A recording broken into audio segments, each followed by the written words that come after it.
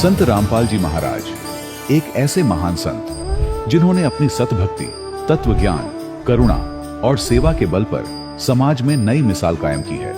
संत रामपाल जी महाराज की अगुवाई में उनके सभी सतलोक आश्रमों से समाज कल्याण के अद्भुत कार्यों ने समाज को सुनहरे भविष्य की एक नई उम्मीद दिखाई है।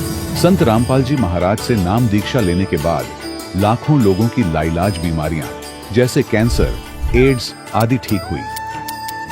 संत जी के ज्ञान से प्रेरित होकर उनके अनुयायियों ने लाखों यूनिट रक्तदान किया। संत जी ने लाखों बहन बेटियों का दहेज मुक्त विवाह करवाया।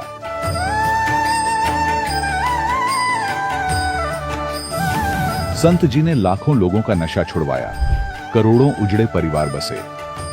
संत जी के आश्रमों में समागम के दौरान निःशुल्क नेत्र चिकित्सा, दंत चिकित्सा प्रदान की जाती है। संत रामपाल जी महाराज द्वारा समय समय पर पर्यावरण संरक्षण के उद्देश्य से बड़े स्तर पर वृक्षारोपण किया जाता है।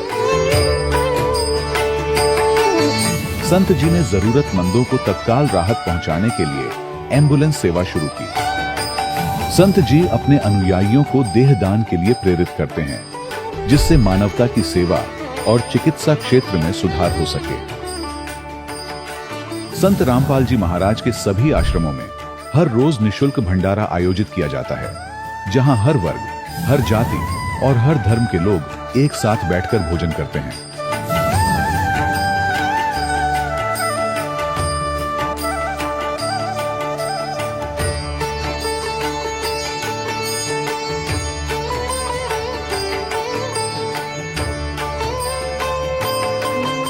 संत रामपाल जी महाराज की अन्नपूर्णा मुहिम ने गरीब और बेसहारा लोगों के जीवन में एक नई ऊर्जा और उम्मीद को जन्म दिया है।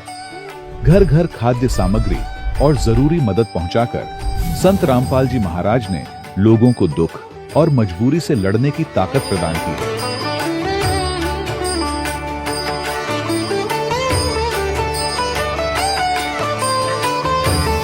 संत रामपाल जी महाराज द्वारा गरीब लोगों के लिए घर बनवाने का अद्भुत कार्य एक ऐसी मिसाल कायम कर रहा है जो सदियों सदियों संत जी की उदारता और दया भावना के तौर पर जाना जाएगा।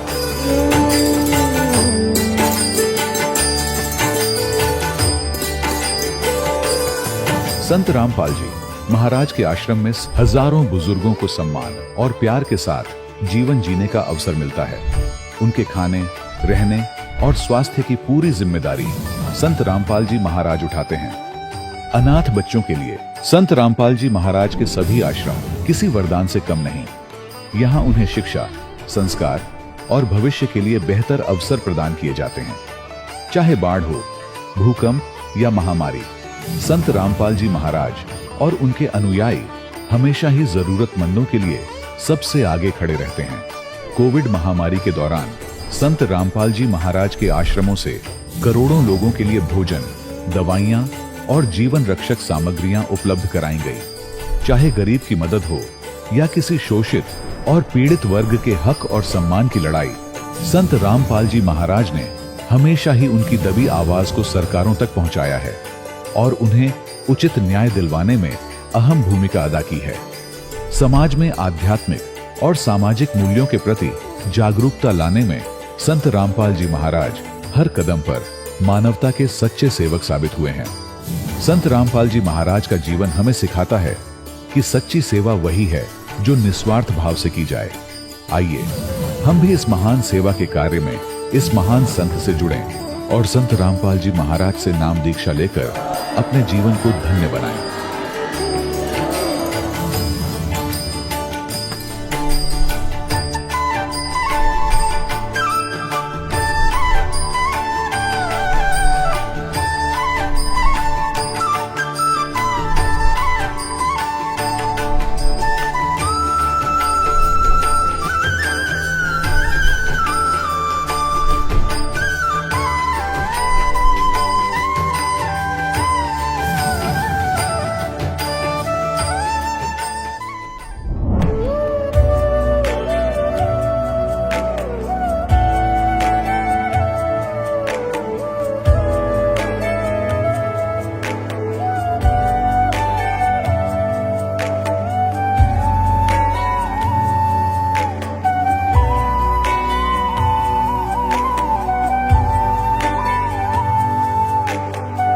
पूर्ण परमात्मा पाप कर्म दंड को भी काट सकता है। अभी तक जिस भी संत व महापुरुष से मिले, उन्होंने यही बताया कि पाप कर्म फल भोगने से ही समाप्त होगा। वो प्रभु कौन है जो पाप कर्म को काट देता है, वो काल के बंधन से छुड़वा देता है। उसका क्या नाम है, पूजा की विधि क्या है? कृपया अवश्य सुनिए जगत गुरु तत्वदर्शी संत रामपाल जी महाराज के अमृत वचन। सत साहिब दर्शकों, घर का कार्यभार मुखिया पर होता है और घर का मुखिया ही अगर शराब की लत से ग्रस्त हो जाए तो परिवार में आर्थिक तंगी आना निश्चित है। आज भारतवर्ष में नशे की वजह से अनेकों परिवार तबाह हो चुके हैं।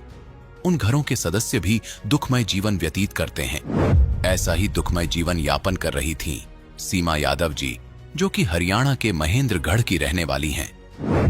इनके पिताजी शराब पीते थे। शराब की लत के कारण एक दिन नशे में उनकी रीढ़ की हड्डी भी टूट गई थी, जिस कारणवश घर की आर्थिक स्थिति भी कमजोर थी और साथ ही सीमा जी का भाई भी बीमार था। दुखों का कहर चल ही रहा था। इसी बीच इन्होंने संत रामपाल जी महाराज जी से नाम दीक्षा ले ली। उसके बाद तो इनकी जिंदगी की किताब का नया अध्याय ही खुल गया। पिताजी की नशे की लत छूट गई, भाई की बीमारी ठीक हुई, बहन की गले की समस्या ठीक हुई। साथ ही साथ सबसे बड़ा चमत्कार तो ये हुआ कि संत रामपाल जी महाराज जी ने इन्हें सतलोक के दर्शन कराए और चूरमे का प्रसाद भी खिलाया। जानिए कैसा है वो सतलोक, कैसा रहन सहन है सतलोक का। क्या सतलोक में भी पृथ्वी लोक की तरह सृष्टि है? सुनिए ये अनसुनी कहानी सीमा जी की जुबानी। नमस्कार जी। सत साहिब सर। क्या नाम है जी आपका? सीमा यादव। बहन जी आप कहाँ से आई हैं? नारनौल जिला महेंद्रगढ़ हरियाणा से। बहन जी संत रामपाल जी महाराज से नाम दीक्षा आपने कब ली? 11 नवंबर 2008 को। बहन जी संत रामपाल जी महाराज से नाम दीक्षा लेने से पहले क्या आप कोई भक्ति साधना भी करती थी? हाँ जी, हम संत रामपाल जी महाराज से नाम दीक्षा लेने से पहले सभी देवी देवताओं की भक्ति करते थे और जो कावड़ वगैरह ये सभी करते थे। तो फिर आप संत रामपाल जी महाराज की शरण में कैसे आई? संत रामपाल जी महाराज की शरण में हम बुआ जी मतलब कि पहले से नाम ले रखा था, तो मेरे दादाजी को उन्होंने बोला कि आज हम सत्संग में जा रहे हैं तो आप हमारे घर पे मतलब बच्चों के पास रुक जाओ। तो दादाजी वहाँ पे गए। दादाजी को बुआ जी बुक दे के गई थी कि ये बुक आप पढ़ लेना इतने। तो दादाजी ने वो बुक पढ़ी और ज्ञान समझ में आ गया और दादाजी ने नाम दीक्षा ली संत रामपाल जी महाराज जी से। उसके बाद मेरी मम्मी और पापा जी ने ले लिया, उसके बाद हम लोगों को दिलवाया। संत रामपाल जी महाराज से नाम दीक्षा लेने के बाद क्या आपको कोई लाभ भी प्राप्त हुए? हाँ जी, संत रामपाल जी महाराज जी से नाम लेने के बाद हमें बहुत सारे लाभ हुए। जैसे सबसे बड़ा लाभ तो हमें मोक्ष की प्राप्ति हुई। उसके बाद मेरे पापा जी बहुत ज़्यादा शराब पीते थे, घर की आर्थिक स्थिति बहुत ही ख़राब थी। यहाँ तक कि इतनी शराब पीते थे कि जब मेरा भाई पैदा हुआ तो 6 दिन तक तो घर पे भी नहीं आए थे मेरे पापा जी। और इसके अलावा शराब पीने के कारण मेरे पापा की रीढ़ की हड्डी टूट गई थी, तो बिल्कुल मतलब चल भी नहीं सकते थे। तो गुरुजी संत रामपाल जी महाराज के कारण पापा बिल्कुल सही हो गए, शराब भी छोड़ दी पापा ने। उसके अलावा घर में मतलब बहुत सारे पैसे बढ़े। मम्मा ने जहाँ पैसे रख रखे थे उससे एक्स्ट्रा पैसे मिले मम्मा को। उसके बाद गुरुजी मेरे को सतलोक लेके गए। तो गुरुजी फिर मेरे पास आए, परमात्मा कबीर साहिब, तो वो बोले कि बेटा सतलोक चलेगी? मैं बोली हाँ गुरुजी सतलोक चलूंगी। गुरुजी आए और फिर मेरे को सतलोक लेके गए। मैं जगी रही थी, सो नहीं रही थी, मेरे को एक सपना सा लगा वो। और फिर गुरुजी लेके गए। फिर वहाँ पे गुरुजी ने मेरा घर दिखाया। गुरुजी बोले बेटा आपकी भक्ति पूरी होने के बाद आप यहाँ पे आओगे। और फिर वहाँ पे बहुत सारा मतलब बहुत ही सुंदर नज़ारा था। इतनी रोशनी थी कि 16 करोड़ सूर्य लगा दे तो भी इतनी रोशनी नहीं हो सकती यहाँ पे। और वहाँ पे बहुत मतलब बड़े बड़े फल वगैरह के पेड़ थे। तो वहाँ पे एक मतलब बहुत बड़ा पेड़ था, वहाँ पे बहुत मोटा आम लग रहा था। तो मैं सोची तोड़ के खा लूँ, फिर मैंने नहीं खाया। मैं सोची गुरुजी क्या सोचेंगे कि बिना पूछे ही खा रही है ये, तो फिर मैंने नहीं खाया। तो फिर गुरुजी ने सिंहासन दिखाया, वो बहुत बड़ा था। कबीर साहब वहाँ पे बैठे हुए थे, बिल्कुल सोने का जैसा था। फिर गुरुजी मेरे को लेके आए नीचे, तो गुरुजी ने मेरे को चूरमे का प्रसाद दिया। मेरे को ये भी नहीं पता गुरुजी कहाँ से लेके आए थे चूरमे का प्रसाद और कहाँ से वो आया। तो गुरुजी ने मेरे को को दिया और फिर मैं नीचे आई तो मैं चिल्लाने लग गई जोर जोर से कि गुरुजी आए हैं, गुरुजी दर्शन कर लो गुरुजी के। तो गुरुजी ने बोला कि नहीं बेटा चुप, किसी को नहीं बताना। तो मैं चुप हो गई। गुरुजी ने मेरे को प्रसाद दिया, मैंने गुरुजी को खुद के हाथों से प्रसाद खिलाया चूरमे का। वो चूरमा इतना था कि हाथों से बिल्कुल घी टपकने लग रहा था नीचे। फिर मैंने गुरुजी को खिलाया। उसके बाद मैं मतलब मेरे पास जो बैठे थे बुआजी की लड़की थी, तो मैंने उसको खिलाया। तो गुरुजी बोले नहीं बेटा किसी को नहीं खिलाना, ये आपके लिए है। मैं बोली ठीक है गुरुजी। तो फिर मैं दोबारा चिल्लाने लगी कि गुरुजी आए हैं, दर्शन कर लो, गुरुजी आए हैं। तो गुरुजी इतनी देर में अंतर्ध्यान हो गए और फिर मैं रोने लग गई जोर जोर से। मैंने चूरमे का प्रसाद खाया। फिर मैंने जो मेरी भाजी की लड़की मेरे पास लेटी हुई थी, मैंने उसको भी खिलाया। उसके अलावा मेरे पापा जी का बहुत बड़ा एक्सीडेंट हुआ था।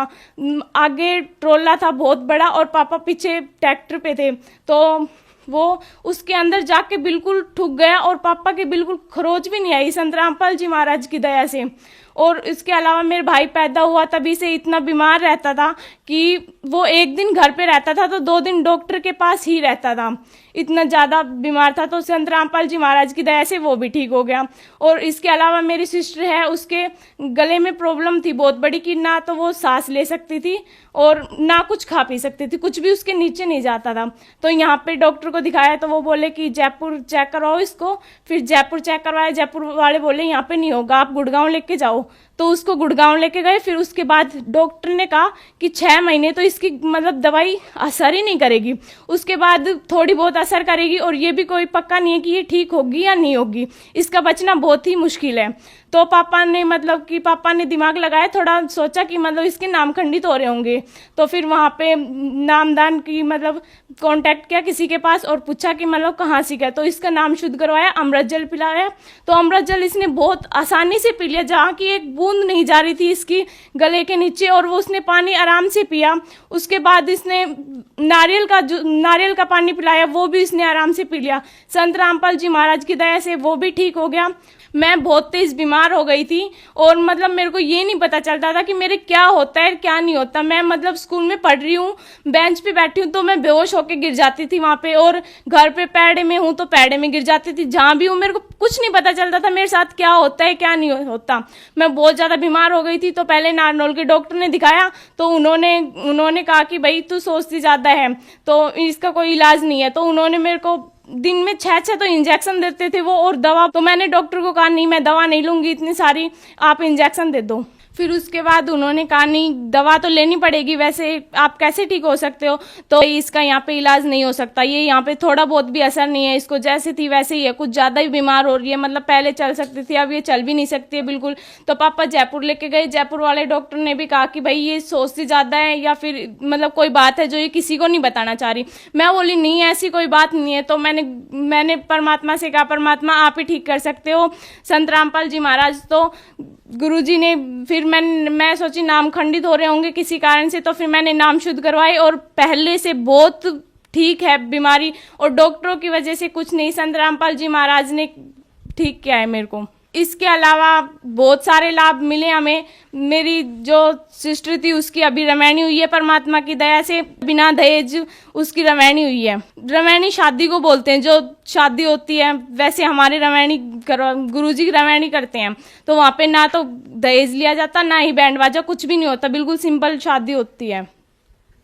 संत रामपाल जी महाराज से नाम दीक्षा लेने के बाद आपको बहुत सारे लाभ प्राप्त हुए, तो जो दर्शक आज आपको देख रहे हैं आप उन्हें क्या संदेश देना चाहेंगी?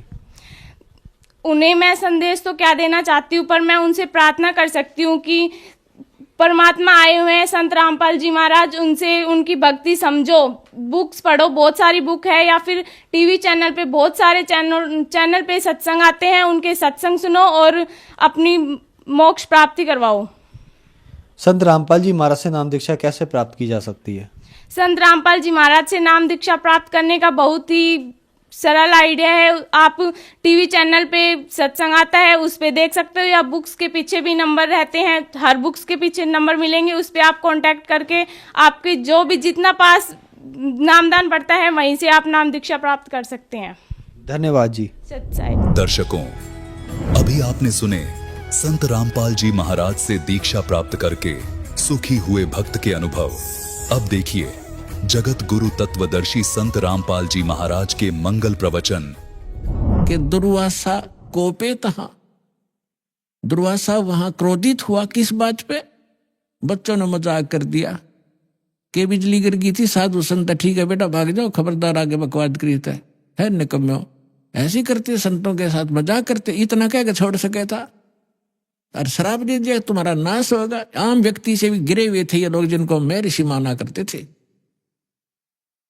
एक बुजुर्ग आदमी बड़े आदमी से को बालक मजाक भी कर ले, उसको इतना भयंकर शराब दिया करते हैं। पुरात्माओं जैसे किसी के हाथ में बंदूक है, पिस्टल है, और कोई बालक मजाक कर दे और उसका वो गोली मार दे, वो तो एक ढेर आदमी होगा समर्थ, उसको पता है कि तू कितनी कितनी भयंकर वस्तु लिए रहा है, किसके ऊपर दाग रहा है। वो नीच व्यक्ति होता है, मजाक करने पे भी इतनी भी सहन नहीं कर सकता। तो इस स्थिति के थे वो ऋषि, उनके पास ये हथियार थे वचन के और शराब देने के। तो यहां सूक्ष्म वेद में लिखा है कि दुर्वासा को पे तहा, क्रोधित हो गए और समझ न आई नीच, ये भी नहीं सोचा तू क्या करने जा रहा है। और 56 करोड़ रियाद दो कट गए और वह मची रुद्र की कीच, यानी रक्त की गारा माच की, खून की गारा मच की। 56 करोड़ आदमी जहां लाश हो जाए और नदी बह कर चल पड़े खून की, रक्त की। तो यहां पुण्यात्माओं, ना तो ये भगवान समर्थ जिनको हम पूजा करते, ना ये ऋषि एक अन्य के जिनको ज्ञान ही नहीं था, इनको ये नहीं पता भगवान कौन है। अब ये भगवान के लिए निकले थे घर से, साधना करेंगे, भक्ति करेंगे। अंगार अंगारों से शीतलता की खोज करने लगे, अंगारों पर चलने के अभ्यस्त हो गए। थोड़ी आंच को भी हम, थोड़ी ही आग को, आंच को हम सुख मान रहे। झूठे सुख को सुख कहे, ये मान रहा मन मोद, ये सकल चबीना काल का, कुछ मुख में कुछ गोद। परमात्मा क्या कहते हैं? भाई तन दर सुखिया कोई न देखा, जो देखा सो दुखिया हो। उदय अस्त की बात करे मन, सबका किया विवेक हो, सबका किया विवेक हो। तन दर सुखिया कोई न देखा, जो देखा सो दुखिया हो। उदय अस्त की बात करे मन, सबका किया विवेक हो, सबका किया विवेक हो। भाई घाटे बाधे सब जग दुखिया, के गृहस्थी बैरागी हो। घाटे बाधे सब जग दुखिया, के गृहस्थी बैरागी हो। सुख देव ने दुख के डर से, गर्भ में माया त्यागी हो, गर्भ में माया त्यागी हो। तन दर सुखिया कोई न देखा, जो देखा सो दुखिया हो। उदय अस्त की बात करते हैं, मन सबका किया विवेक हो, सबका किया विवेक हो। भाई जंगम दुखिया योगी दुखिया, तपस्वी को दुख दूना हो। जंगम दुखिया योगी दुखिया, तपस्वी को दुख दूना हो। आशा तृष्णा सब में व्यापे, कोई महल न सुना हो, कोई महल न सुना हो। तन दर सुखिया कोई न देखा, जो देखा सो दुखिया हो।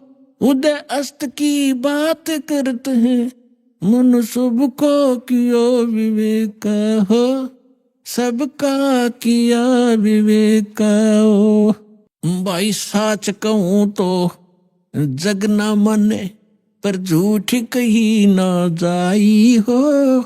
साच कहूं तो ये जग ना माने, पर झूठ कही ना जाई हो। ये ब्रह्मा विष्णु शिव जी दुखिया, जिन ये राह चलाई हो, जिन ये राह चलाई हो। तन दर सुखिया कोई न देखा, जो देखा सो दुखिया हो।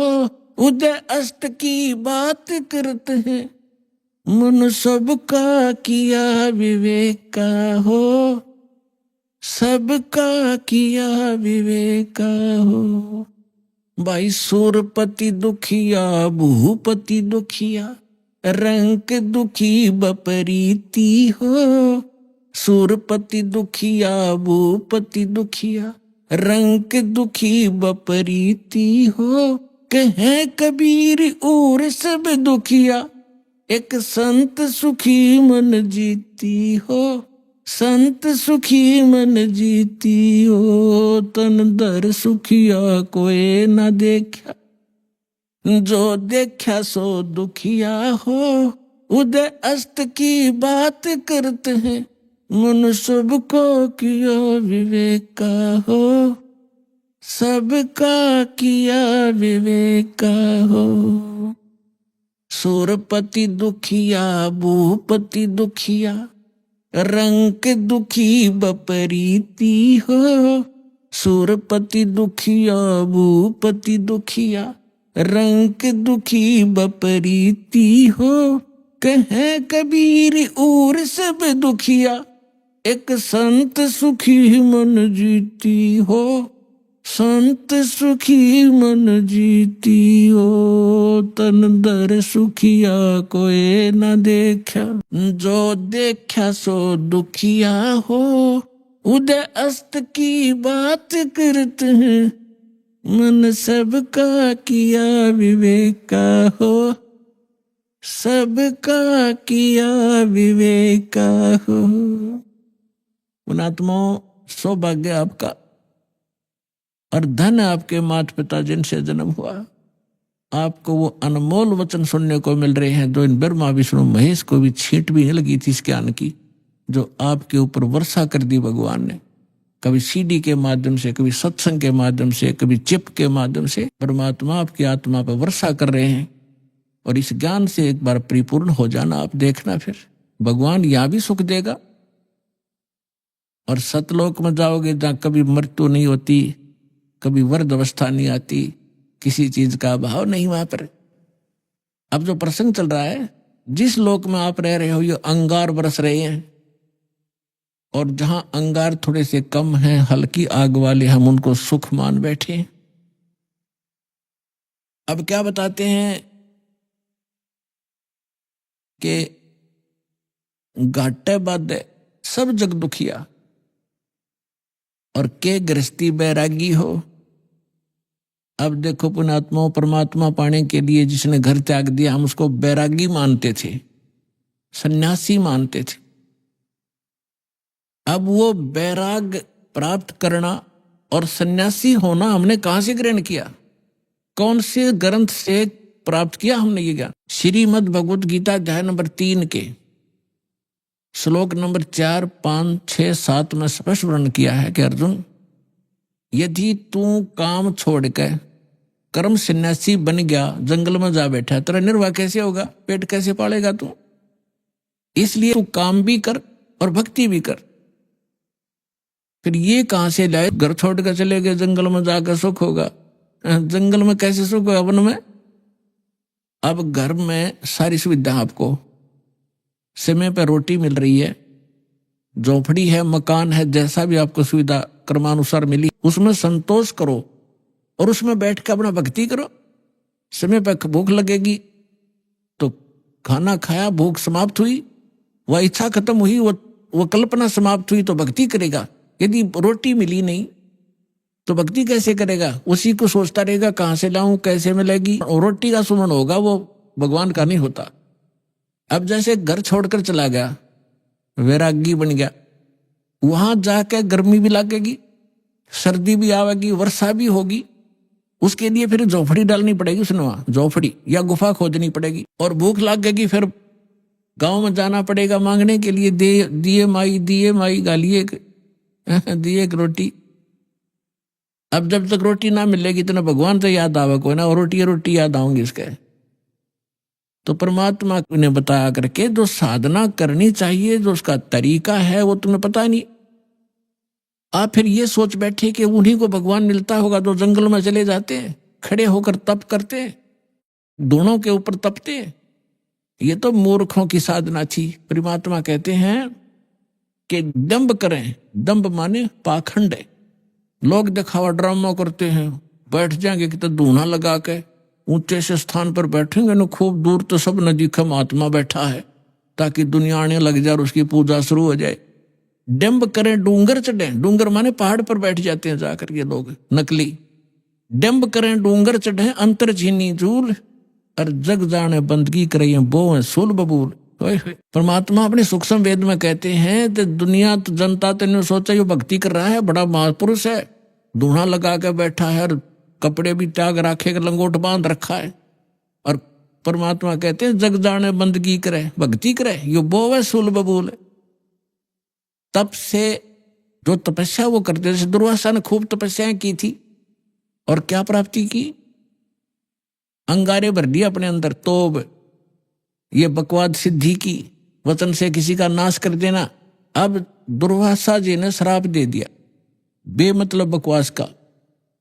अब उसने उसके बैड अकाउंट में लिख दिए, वो 56 करोड़ मानस व्यक्ति उसने मार दिए वचन से, और वो उसके बैड अकाउंट में लिखे जाएंगे। जब ये कुत्ते की योनि में होगा दुर्वासा, इसके सिर में कीड़े पड़ेंगे, वो 56 करोड़ आत्माएं इसको खा रही होंगी। यहाँ कहते तुमने उस दरगाह का मैल नहीं देखा और धर्मराज के तिल तिल का लेखा। यहां बता रहे हैं जग जाने बंदगी करे।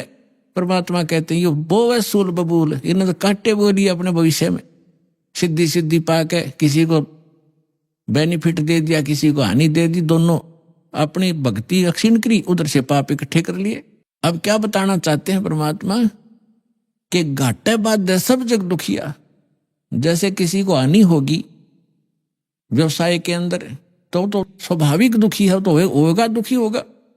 और जिसका घना बेनिफिट हो गया, जैसे किसी का 1 लाख का लाभ हो गया व्यवसाय में, वो 5 लाख का काम शुरू करेगा और 4 लाख लेगा कर्ज, फिर उसमें हो जा नुकसान। फिर वो कर्ज जो ले लिया नुकसान भी ना होया, काम चल पड़ा, कुछ दिन में वो मांगने वाले शुरू हो जाएंगे आने, उसने नींद आवे नहीं, कभी फैक्ट्री में हड़ताल होगी, कभी कुछ हो गया, वह समस्या हो रहेगी। कहते हैं यहाँ हानि हो जा तो दुखी और लाभ हो गया तो दुखी, घाटे बाद सब दुख दुखिया। और के गृहस्थी बैरागी हो, अब बैरागी बनकर जंगल में जा बैठा, वहां भूख लगी, समस्या है गर्मी और सर्दी वर्षा, ओले पड़े सिर में, फोड़ दे सिर ने, उसके लिए झोंपड़ी डाली, फिर बर्तन भी लाया तो इधर से मांग गए, फिर वो सांग जोड़ लिया जो छोड़ कर गया था घर से। क्या फायदा है वहां जंगल में बैठने का, घर में समय पर टूक मिल रहा है, रोटी मिल रही है, खाओ और भजन करो, अपना काम भी करो, निर्वाह भी करो। तो ये वास्तविक तरीका यही था। इन नकलियों को देखकर हम सच्चाई हमें प्राप्त नहीं थी, हम भी ये सोचते रहे कि इन्हीं को भगवान मिलेगा, फिर भी हम छोटी मोटी अपनी राहत के लिए भगवान को याद करते रहते थे। वो भी तरीका ठीक नहीं था। कहते हैं घाटे बाद सब जग दुखिया, के गृहस्थी बैरागी हो। और सुखदेव ने दुख के डर से गर्भ में माया त्यागी हो। अब मां के गर्भ में बच्चे को अपना भविष्य का और पूर्व जन्म की सारी याद रहती है कि पिछले जन्म में मैंने क्या क्या गलतियां की, इतने मनुष्य जीवन मुझे मिले, मैंने कैसे बर्बाद कर दिए, संत पूरा मिला नहीं, साधना ठीक बनी नहीं, अटपट करके सिद्धियां प्राप्त करके अपना जीवन नाश किया, फिर 84 लाख योनियां भोगी मैंने। वो सारी इतिहास देखता रहता, पिछली बैकग्राउंड ट्रेलर चलता रहता, इसके आगे अगला जीवन भी उसको दिखाई देता कि इसमें मेरे साथ क्या बनेगी। तो ये सोचता है कि हे भगवान अब के इस नरक से निकाल दाता, पीछे गलती हुई सो हुई, अब के गलती नहीं करूंगा, परम संत को खोजूंगा, केवल भक्ति करूंगा, आपकी याद करूंगा, पीछा छुटवाऊंगा, जन्म मरण का रोग कटवाऊंगा और केवल अपना छोटा निर्वाह के लिए अपना सिंपल वे से रहूंगा और निर्वाह के लिए काम भी करूंगा, लेकिन भक्ति अवश्य करूंगा, मूल उद्देश्य जानकर करूंगा, मुझे एक बार निकाल दो बात था। तो इसी बात को याद करके सुखदेव ऋषि जी ने 12 वर्ष तक गर्भ से बाहर नहीं आए। फिर ब्रह्मा विष्णु महेश यहाँ के व्यवस्थक हैं, इनको चिंता बनी, काल ने इनको प्रेरणा की। इन्होंने मीटिंग की कि अभी एक सुखदेव नाम के एक ऋषि है, एक बच्चा है गर्भ से बाहर नहीं आ रहा है, 12 वर्ष हो गए। ऐसे अगर ये मर्यादा हमारी खराब होगी तो बहनें 12-12 वर्ष तक बच्चों को गर्भ में रखने लगेंगी तो मां दुखी हो जाएंगी। बच्चा तो 9 महीने मुश्किल से हो जाता है इन बहनों को, माताओं को गर्भ में रखना।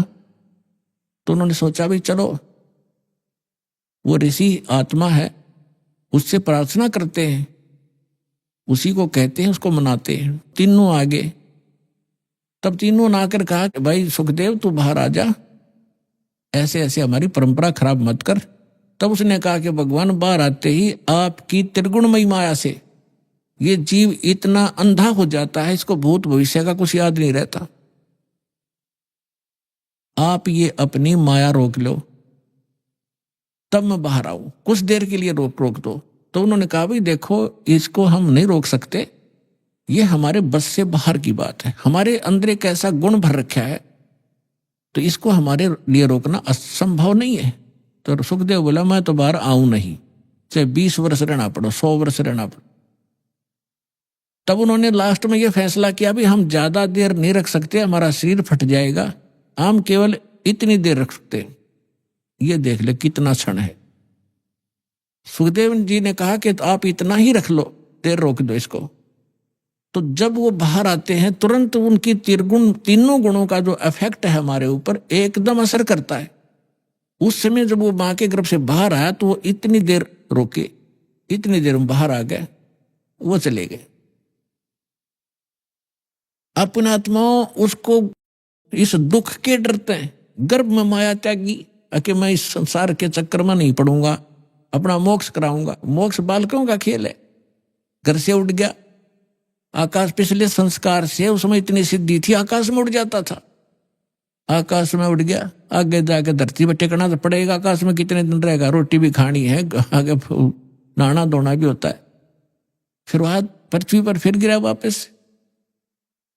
कहने का भाव ये है कि फिर इस पिछले पूर्व जन्म के भक्ति शक्ति से कुछ सिद्धियां आ जाती और उन सिद्धियों से हम ये मान बैठते हैं कि ये बड़ा महापुरुष है। सिद्धि तो इस प्राणी का सबसे बड़ा दुश्मन है। अरे इसके लिए ये, इसी के कारण ये सब ऋषि और महर्षि प्रसिद्ध हो रहे थे। अंत में आपने कथा बहुत बार सुनी है सुखदेव ऋषि की।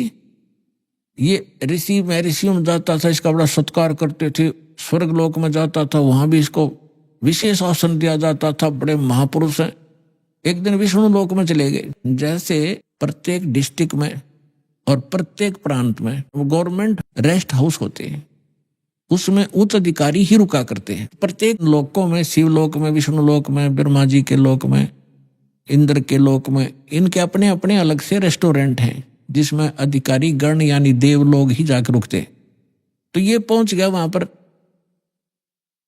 सुखदेव ऋषि विष्णु जी के लोक में। उस रेस्ट हाउस में जाने लगा, सामने खड़ा था गेट कीपर, उसने रोक दिया, ऋषि जी रुको। कहा जी बोलो, आपका अपॉइंटमेंट लेटर दिखाओ, आप कौन हो, किस रैंक के हो। क्या मतलब कि आपका गुरु कौन है? कि मेरा कोई गुरु नहीं, मुझे गुरु की क्या आवश्यकता है जब मेरे पास इतनी पावर है, ऐसी शक्ति है। बोला जी ऐसे नहीं, इस रेस्ट हाउस में वही आ सकता है जिसके पास ये, जिसका अपॉइंटमेंट हो रहा हो। और कहने का भाव यह है कि जो कोई अधिकारी हो, गुरु जिसने धारण कर रखा हो, और गुरु भी मान्यता प्राप्त हो, नकली गुरुओं से भी अलाउड नहीं आना, नकली गुरुओं के भक्ति करके गुरुओं से। तो ऋषि उस सुखदेव ने काफी उनके साथ जख मारा, लेकिन उन्होंने फाइनल कर दिया कि नहीं, विष्णु जी का आदेश। तब ऋषि ने सोचा था, सुखदेव ऋषि ने, कि विष्णु जी बड़े खुश होंगे मेरे तय, मैं ऐसी भक्ति की हुई है और वो भगत बछल है। सुखदेव ऋषि ने कहा कि विष्णु जी से बात कराओ मेरी, तुम मुझे क्यों नहीं जाने दे रहे हो। तो वो पहरेदार गए विष्णु जी के पास, बाकी वहीं खड़ा रहा एक दो, कि भगवान ऐसे एक ऋषि आए हैं, सुखदेव नाम बता रहा है, और वो जिद कर रहा है और इस स्वर्ग के अंदर रेस्टोरेंट में जाने का, रेस्ट हाउस के अंदर जाने की। तो विष्णु जी ने पूछा फिर आपने मना क्यों किया? कि उन्होंने बताया कि उनका गुरु नहीं है कोई, निगुरे हैं, वो अधिकारी नहीं, और आपका आदेश है कि जो निगुरा व्यक्ति हो, जिसका गुरु नहीं हो, इसमें अलाउड नहीं है। आदेश दो भगवान, क्या आदेश आपका? कि बिल्कुल ठीक है, नहीं जाना चाहिए। अब वो जिद कर रहा कि मैं भगवान से बात करके ही वापस जाऊंगा, नहीं तो यही बैठूंगा। तो भगवान विष्णु ने आए बाहर। अब ऋषि जी ने सोचा तो यूं था कि विष्णु जी बड़ी शाबाशी देंगे मेरे को, और ये सोच रहा था कि ये पहरेदार गेट कीपर ये मुझे जानबूझ कर हरास कर रहे हैं। विष्णु जी तो आते मुझे सीने से लगाएंगे, भगत वत्सल भगवान हैं, सतोगुणी हैं। जब भगवान विष्णु ने आकर पूछा कि ऋषि जी क्या वाद विवाद है तुम्हारा, यहाँ कैसे आए आप, तो आधा फ्यूज तो वही हो गया भगवान के चेहरे को देखकर कि आज ठीक ढंग से बोल नहीं रहे। तब ऋषि ने कहा कि सुखदेव ने जी, मैं ऐसे ऐसे, सुखदेव नाम है मेरा, और मैं रेस्ट हाउस में, इस रेस्टोरेंट में जाना चाहूँ था स्वर्ग में, इन्होंने मना कर दिया जाना, इन्होंने मुझे रोक दिया। तो भगवान विष्णु ने उन्हीं के सामने पूछा पहरेदारों से, अभी क्यों रोक दिया आपने ऋषि जी को? पहरेदारों ने बताया कि आपका आदेश है, जिनका गुरु नहीं है, मान्यता प्राप्त गुरु, वो आपके स्वर्ग में अलाउड नहीं है। तब विष्णु जी ने पूछा क्यों ऋषि जी, आपका कोई गुरु नहीं? अक नहीं जी। सुखदेव बोले नहीं, मेरा कोई गुरु नहीं, कि जाइए आप यहां से और गुरु बना कर आइए यहां पर। अपने आत्माओं देखो, ज्ञान से आपको पता चलेगा, सुख संवेद से, ये तत्व ज्ञान से। अब देखो, अभी तक हम क्या देखा करते, दास ने खूब देखा, जिन्होंने लाल कपड़े पहन लिए और कोई गुरु पद प्राप्त कर लिया, घर त्याग दिया, सन्यास हो गए, ब्रह्मचारी हो गए, तो वो ये सोचा करते गृहस्थी तो एक नेग्लेक्टेड आदमी है। उनको ये जैसे पहले शूद्रों को सोचा करते थे, इनकी ऐसी दृष्टि थी इन ऋषियों की कि गृहस्थी तो एक वैसे रिजेक्टेड आदमी होता है, आदरणीय नहीं होता। अब सुखदेव ऋषि ने कहा कि जी मैं किसको गुरु बनाऊं, मेरे योग्य गुरु पृथ्वी पर नहीं है।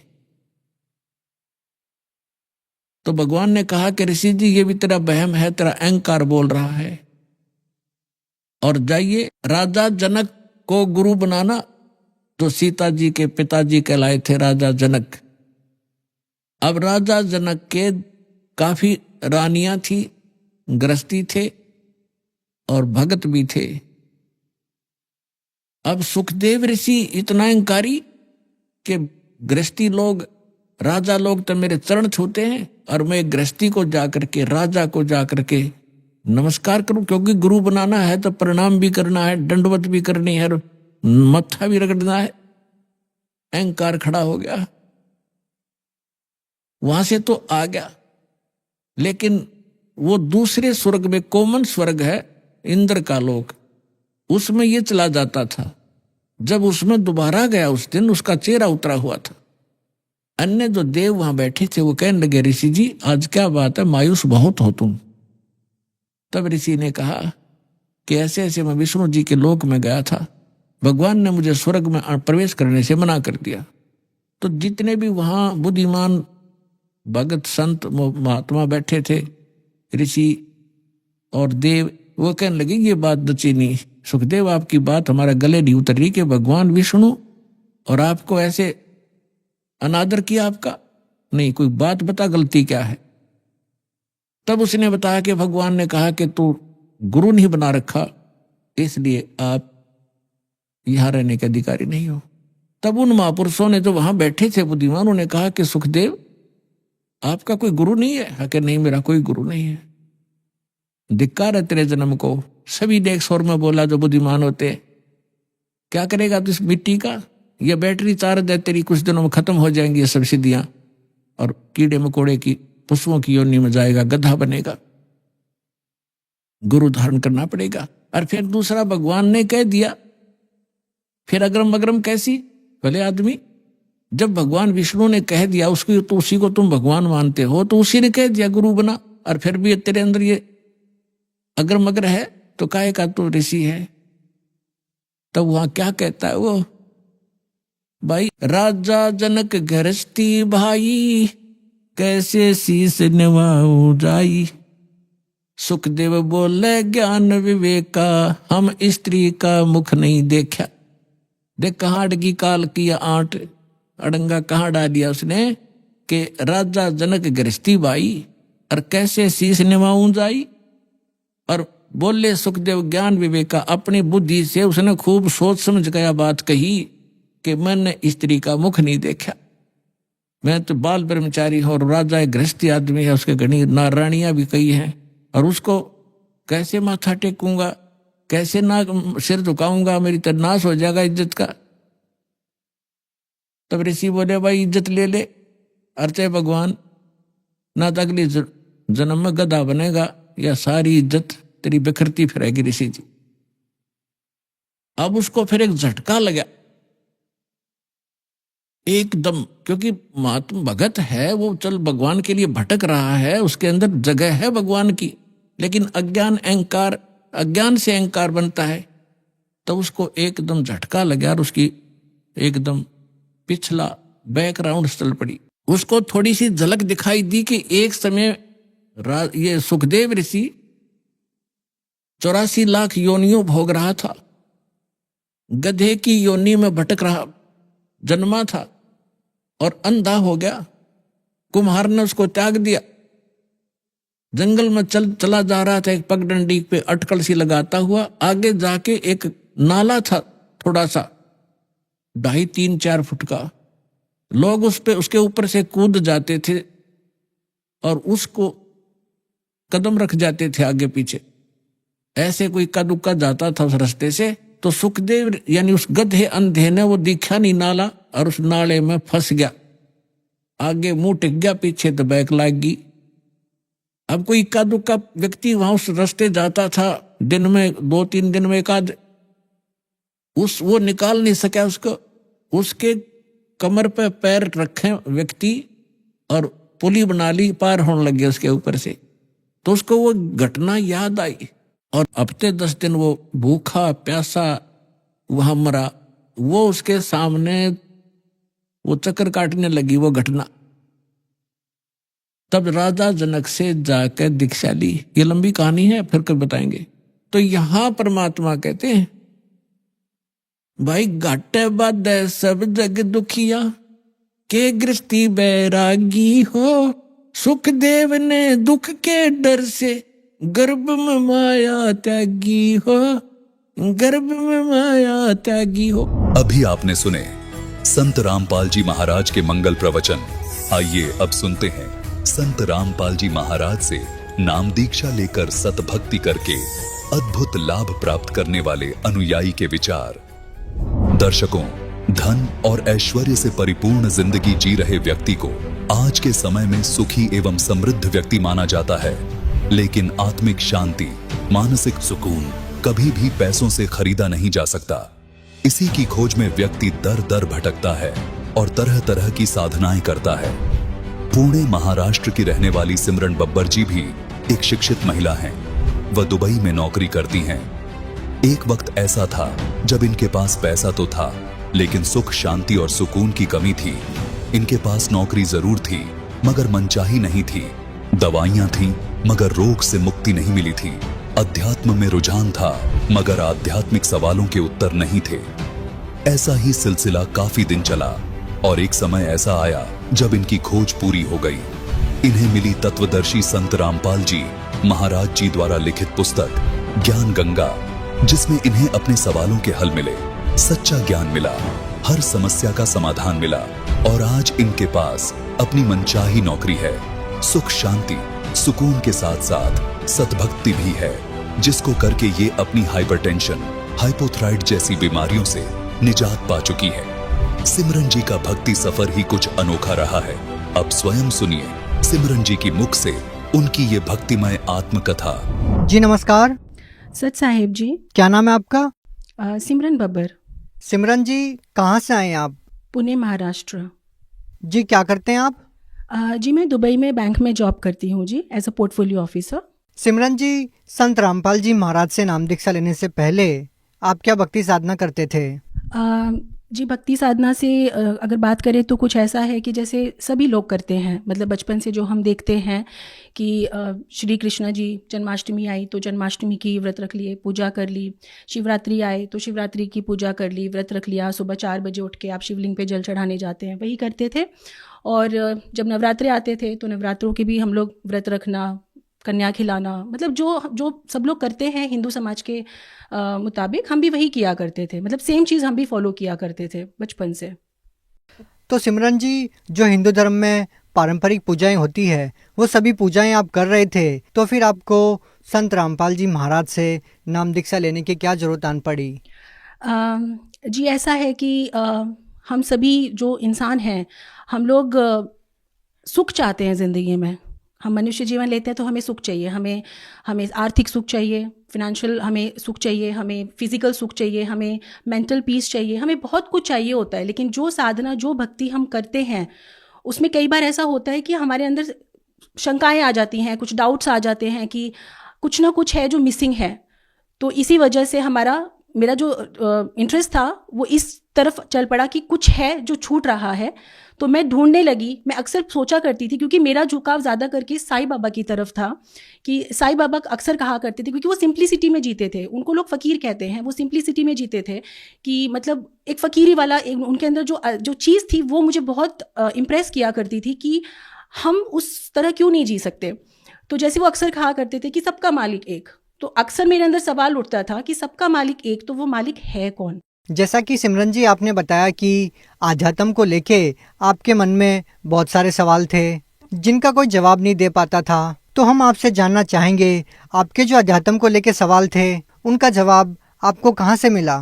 जी, जैसे कि मैंने बताया कि मैं दुबई में जॉब करती थी। अब आप सोचें, दुबई में अगर मैं जॉब करती हूँ तो हमारा जो लाइफस्टाइल होता है, मतलब मालिक की दया से जो परमात्मा है, जो है, उस समय ऐसी सोच थी कि जो है सब कुछ है, आर्थिक सुख है, मतलब फिनेंशियल कोई प्रॉब्लम नहीं था, और फिजिकल भी हेल्थ इश्यूज थे, आते जाते रहते थे, बट दवाइयाँ कभी छूट नहीं रही थी। यानी कि अगर आपका शारीरिक कोई दुख है, अगर आपका हेल्थ वाइज कोई पेन है, तो आप मेंटल पीस ऑफ माइंड खो देते हैं। मतलब आपको पीस ऑफ माइंड चाहिए कि कुछ तो है जो मिसिंग है। तो इस चक्कर में मेरा कई बार ऐसे होता था कि मेरा इंडिया आना होता था छुट्टी में, साल में 1 या 2 बार। तो जब मैं यहाँ आई तो मेरा यहाँ पे संत रामपाल जी महाराज जी की शिष्या हैं गीता खुराना, उनके साथ मेरा संपर्क हुआ, आना जाना हमारा होता था। तो उनसे मुझे ज्ञान गंगा पुस्तक मिली। तो जब मैंने वो बुक पढ़ी तो मेरे जो सवाल थे, जो क्वेश्चंस थे कि वो एक परमात्मा कौन है और सही भक्ति विधि क्या है, क्योंकि जो हम अपनी डे टू डे लाइफ में करते हैं साधना, उससे कोई पीस ऑफ माइंड नहीं मिल रहा था। तो ऐसा लग रहा था कि कुछ मिसिंग है। तो जब मैंने वो बुक पढ़ी, संत रामपाल जी महाराज जी के द्वारा लिखी हुई जो पुस्तक है, जो बुक है ज्ञान गंगा, जब मैंने वो पढ़ी तो उसमें मेरे काफ़ी सारे सवालों का मुझे हल मिला, एक सोल्यूशन मिला, एक सच्चे परमात्मा की जानकारी मिली। ऐसा पता चला कि हाँ, ये थे जो मिसिंग थे।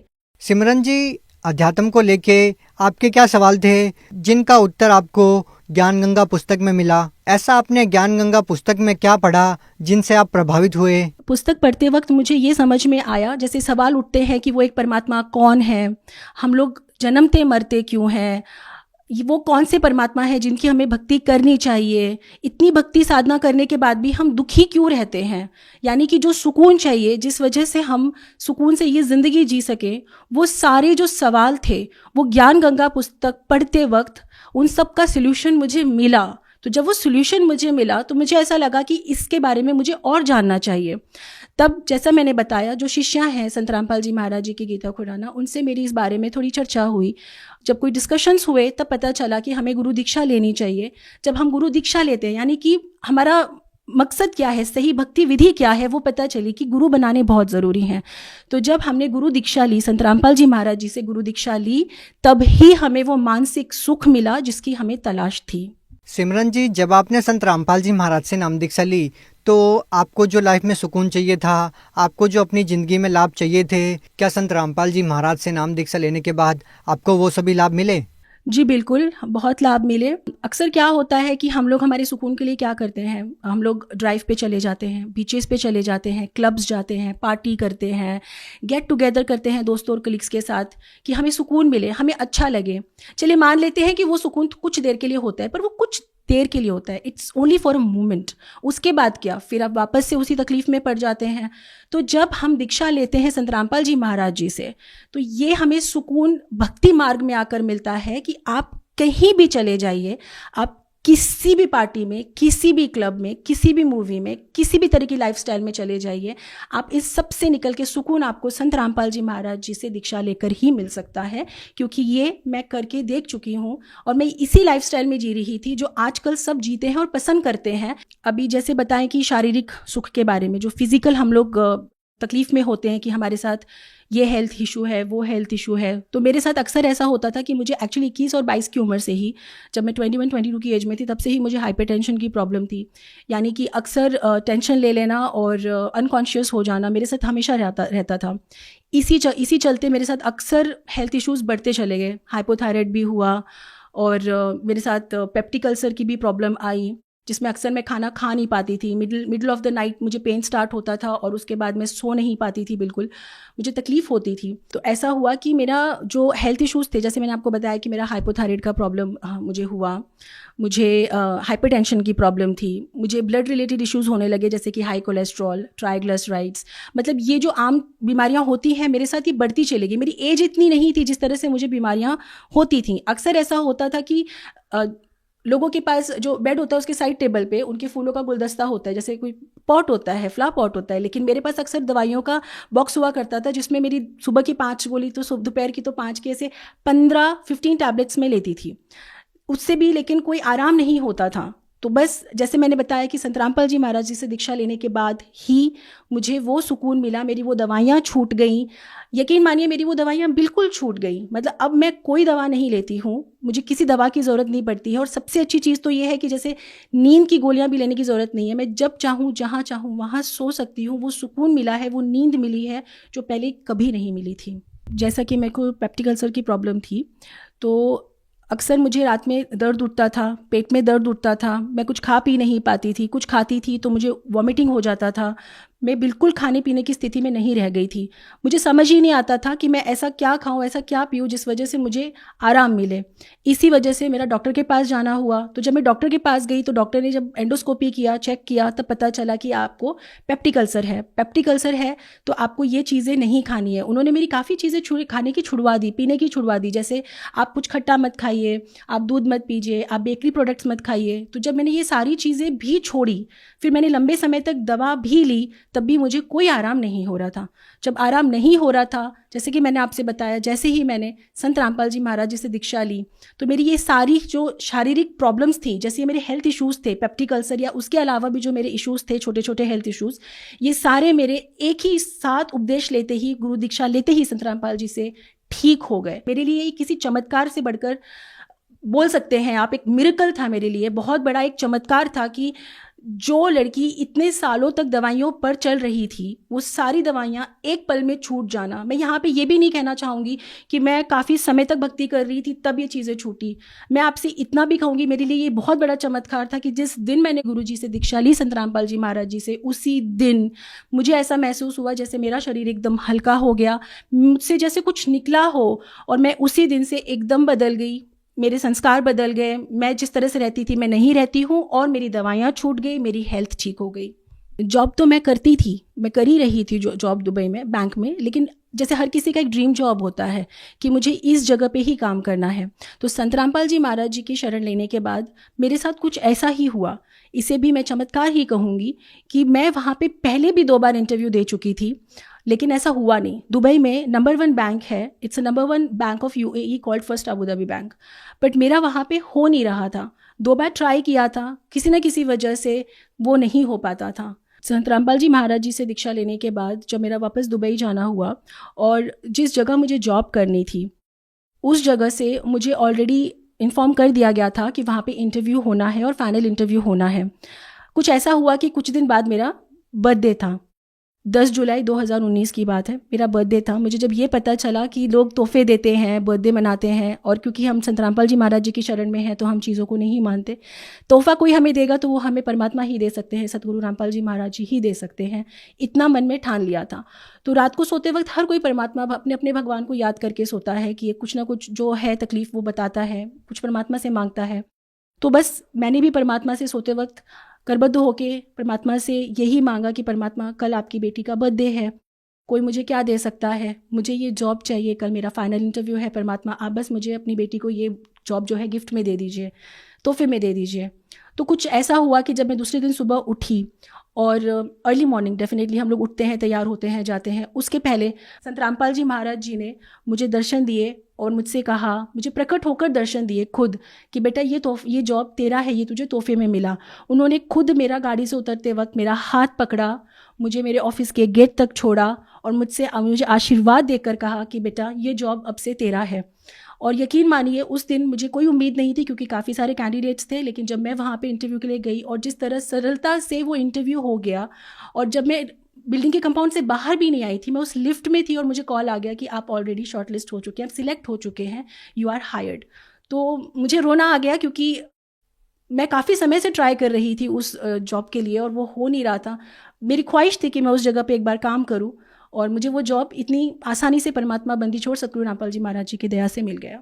सिमरन जी, जैसा कि आपने बताया कि आपके पहले का जो लाइफस्टाइल था वो बिल्कुल अलग था, अब आप संत रामपाल जी महाराज द्वारा दी गई भक्ति करते हैं और उनके आधार पे चलते हैं। तो आज का जो पढ़ा लिखा समाज है, आज की जो युवा पीढ़ी है, वो लोग भक्ति से कोसों दूर है और वो सब इन चीज़ों में बिलीव भी नहीं करते। और संत रामपाल जी महाराज से नाम दीक्षा लेने के बाद आपका जीवन बिल्कुल बदल गया, आपका लाइफस्टाइल बदल गया। क्या कहना चाहेंगे उन सभी लोगों को आप? सतगुरु रामपाल जी महाराज जी से दीक्षा लें, उनकी शरण में आए, उस ज्ञान को समझे, उस शास्त्र विधि साधना को करें जिससे हमारी ये सारी बुराइयां छूट सकती हैं, हम सही रास्ते पे चल सकते हैं, हम एक सच्ची साफ सुथरी ज़िंदगी जी सकते हैं, हमें सही शास्त्र विधि साधना मिल जाएगी। हमारा जो मनुष्य जीवन है, हमें जो ये ह्यूमन लाइफ मिलती है, why do we get a human life? We get it only for salvation. हमें मुक्ति के लिए मिलती है, मोक्ष के लिए मिलती है। 84 लाख योनियों के बाद अगर हमें एक मनुष्य जीवन मिला है तो इसका कोई मकसद है। तो मेरी आप सबसे विनती है कि हम जिस तरह की ज़िंदगी जी रहे हैं उससे कुछ वक्त बाहर निकाल के आएँ, सदगुरु रामपाल जी महाराज जी का ज्ञान सुने, समझें और उनसे दीक्षा लें और अपने जीवन का कल्याण करवाएं।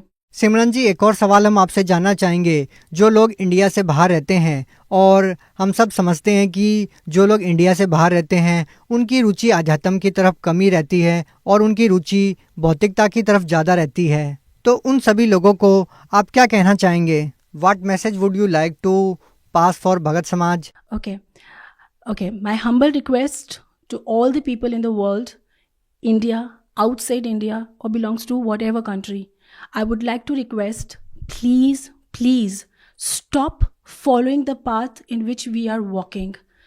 Come out of that path. Come out of your habits, wrong habits, bad habits. Come out of it. Understand, why do we get the human life? We get one human life. For what? There is no difference in animals and humans if we are living the same life of animals. We are not doing anything special. For what we have got this human life? The only aim, the only motive for which we get this human life is to achieve salvation. What is salvation? We all know. So, please go to the website of Sant Rampal Ji Maharaj, Jagat Guru Tattvadarshi Sant Rampal Ji Maharaj. There is a website. Then we have Facebook channels. We have YouTube channels. Go watch Satsang. Sant Rampal Ji Maharaj Satsang is available. Watch. Understand the importance of human life for which we have come in this world. Instead of going around the world of alcohol, smoking, movies, fashion, come out of it. Come out of it. Go with the satsang of Sant Rampal Ji Maharaj on these channels which I have told you, YouTube, Facebook, all social medias, even the website. Go search. There are numbers mentioned below the satsang when you watch. Call on those numbers. Call ashrams. We have Namdan centers over there in all the countries. We have, in every city, we have a Namdan center. Call them. If you have any doubts, you can even call and clear it up. Meet the people. Go take Guru Diksha from them. Take Nam Diksha from Sant Rampal Ji Maharaj. And please, my humble request, come out of the dirty life which we are living and come to our worship. Achieve salvation for what we have got this human life. जी बहुत बहुत धन्यवाद सत साहिब जी।